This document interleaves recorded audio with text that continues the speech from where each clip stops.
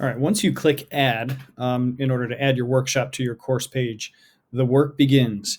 You'll do about 80% of the work in setting up the workshop right on this screen. And it's not difficult, but you need to make some decisions. First thing you need to do is give your workshop a title. And we'll just call it workshop number 1 for now. It's not necessary to leave a description in here, but you can if you'd like to.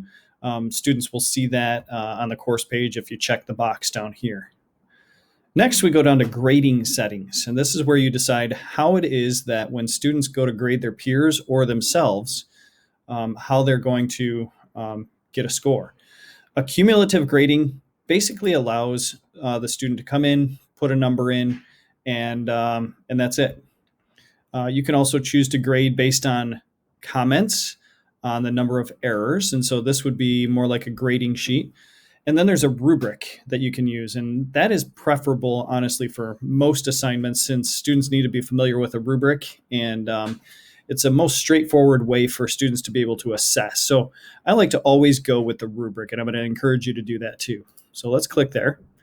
You notice here we have a couple spots for the grade. They get a grade for their submission, for turning in their work and how well they did on their work. And they also get a grade for assessing other students, including their own. And as you can see, both of these add up to 100. It doesn't have to be that way. For instance, many of you are using a 4-point scale, so you could go down and give them 4 points for their submission and 4 points for grading. And that way they see that assessing their peers is just as important as what they've done themselves. And you can decide how you want to break up that grade. Those numbers can literally be anything that you want between 0 and 100. Moving on to the submission settings. This is where you're going to put your prompt. This is where you're going to be very specific about what you want the students to do. And so you might say, please write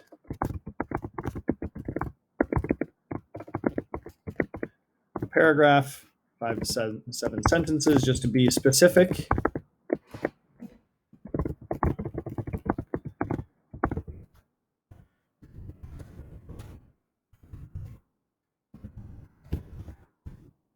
So just to kind of give you an idea of what and how explicit you should be with your instructions,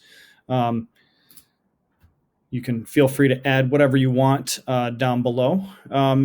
You have a couple options below that in terms of what kind of submission they can turn in. You can allow a file attachment, although I don't recommend that. So I'm going to uncheck that box because students can tend to have some difficulties in deciding how to open the files and things like that. So you can also allow submissions after a deadline if you do set a deadline. The next category is the assessment settings, and this is where you're going to give them instructions, including something like this. Please use the rubric to grade the assignments that you have been selected for. And we'll talk about that later on in this module. Another thing I like to do is I like to require students to add verbal feedback. So I'm going to add this. Please also give one piece of actionable feedback. And then I talk with students about what that means and tell them that they're not only going to choose categories on the rubric, but they're also going to write a sentence or two that will help the student make their work better the next time. Below that is the option to allow students to assess their own work, which I always allow pretty much. And then here's the feedback. Notice it says overall feedback mode right now by default is enabled and optional. What I like to do is make that enabled and required.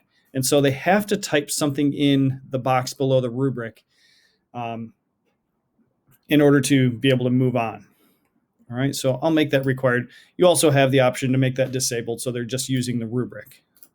Okay, but because I have given specific instructions in the assessment settings, they know and should know exactly what to do. Then there's this box for the conclusion. And what that does is allows you to give a little message after students are able to see their grades that might give them tips on what they're going to do next, or explains basically what the activity was all about and why they did it. So you can put just about anything here, and you have the option of leaving it blank if you'd like, but it's going to show up that you didn't put anything in there later. So I'll show you what that looks like. I won't put anything in there. And next, we have the opportunity to provide students with an example submission. So we could give them a sample that they can assess either before they start writing or before they start grading in order to calibrate their use of the rubric. So if I check this box here, I get the option after that of whether or not the students assessing the example submission is voluntary, which is self-explanatory, whether they need to assess it before they actually start their writing, which sometimes works out really well so that they get to see the rubric, which they would not see otherwise. And it also can give them some hints about what they can write about. Or we can have them available so that they can grade it after they've done their writing, but before they do their own grading. And that's something that allows them, as I mentioned before, to calibrate their own use of the rubric. For now, I'm just going to click off, and I'm going to uncheck that box because I don't want to provide an example submission on this assignment. You can feel free to play around with that and let me know if you have questions. The next setting is the availability. And as you'll see as we go through looking at a workshop, there are lots of different things that happen, and you can automate all of those steps right here. The first time you try a workshop, however, I'm going to advise you don't set any settings because things will not necessarily go exactly as planned every time. And we'll take a look at that. This is something that you can work out later on once you get really good at using a workshop. And then there are some other settings here that you are welcome to take a look at, but those are some of the main ones. So let's click Save and Display, and we'll talk about what's next.